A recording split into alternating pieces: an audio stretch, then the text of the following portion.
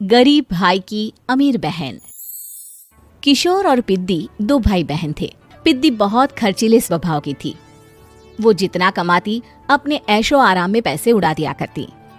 लेकिन किशोर समझदार था, घर को साथ लेकर चलना जानता था।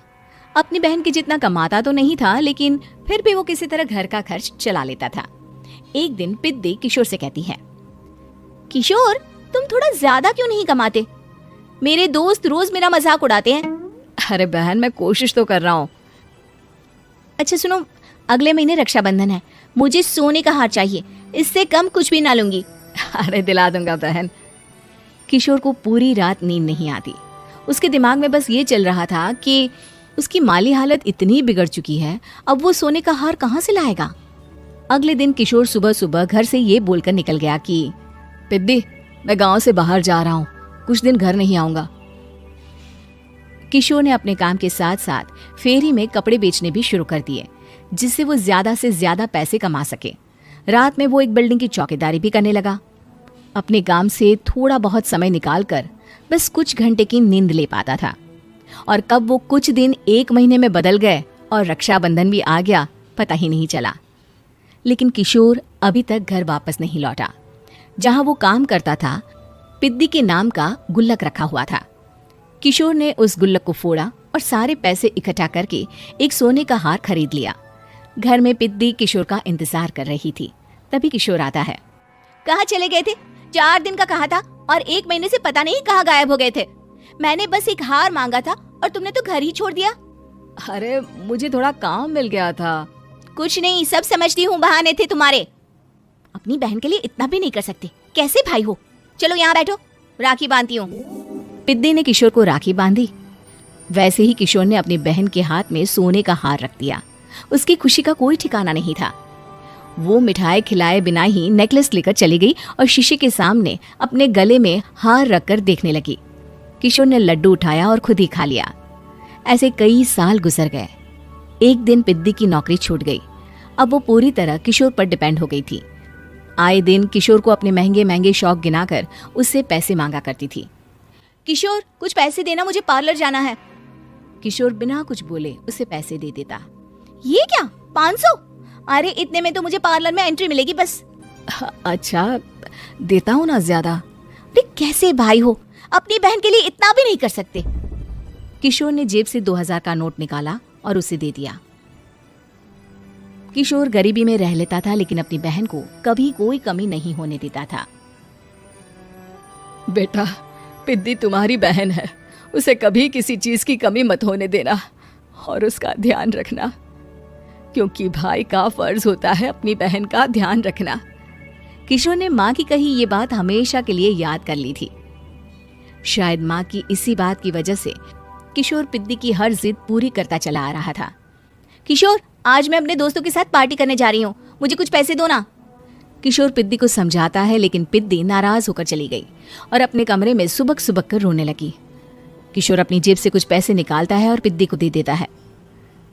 किशोर खुद कभी अच्छे कपड़े नहीं पहनता, लेकिन पिद्दी को राजकुमारी की तरह रखता। पिद्दी के जाने के बाद किशोर अपने काम पर निकल गया। एक तरफ पिद्दी अपने दोस्तों के साथ मस्ती कर रही थी, तो वहीं दूसरी तरफ किशोर पैसे कमाने के लिए कड़ी मेहनत कर रहा था। कुछ और दिन ऐसे ही बीत गए। एक दिन पिद्दी एक लड़के को लेकर घर आई और उसे किशोर से मिलवाया। किशोर, मुझे इस लड़के से शादी करनी है, लेकिन इनके मम्मी पापा बोल रहे हैं कि उनको दहेज में एक कार चाहिए, तभी वो मेरा और पंकज का रिश्ता कबूल करेंगे। लेकिन बहन, कार खरीदना कोई सब्जी खरीदने के बराबर तो नहीं है। अरे कैसे भाई हो तुम, अपनी बहन के लिए इतना नहीं कर सकते? देखो, मैं ज्यादा इंतजार नहीं कर सकती, तुम्हें 1 साल में मेरे लिए कार खरीदनी ही होगी। अच्छा पंकज, एक काम करो, कल तुम अपने माता पिता को घर बुला लो, मैं उनसे तुम्हारे और पिद्दी के रिश्ते की बात कर लेता हूँ। अगले दिन किशोर के छोटे से घर में पंकज और उसके माता पिता आते हैं। बेटा, तुम्हारी बहन ने हमारी शर्त तो बता ही दी होगी। जी बेटा, तुम तो इतने छोटे घर में रहते हो, दहेज कहाँ से लाओगे? मैं अपनी बहन की खुशी के लिए सब कुछ कर सकता हूँ। पंकज और पिद्दी का रिश्ता तय हो जाता है। किशोर अब अपनी क्षमता से 4 गुना ज्यादा काम करने लगता है।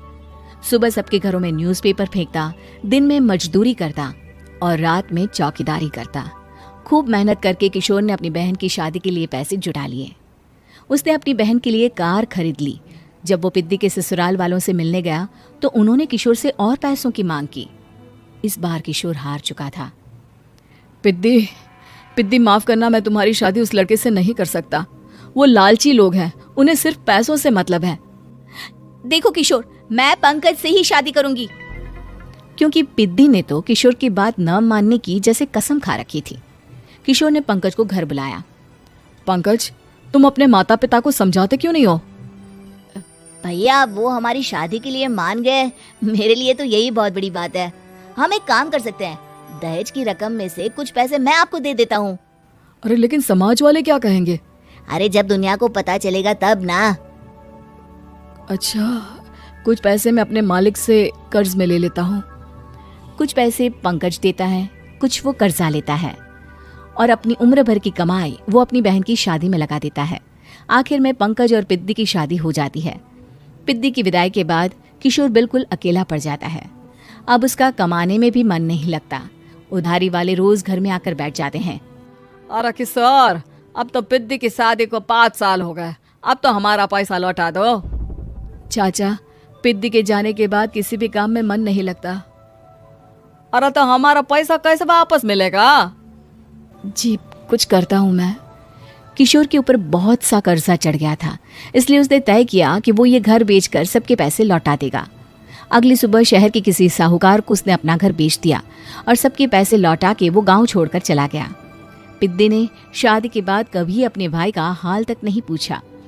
किशोर को फर्क नहीं पड़ता था, बस ससुराल में उसकी बहन खुश है ये जानकर उसे खुद की खुशी मिलती थी और ये सोचकर कि उसने माँ से किया हुआ वादा पूरा कर दिया।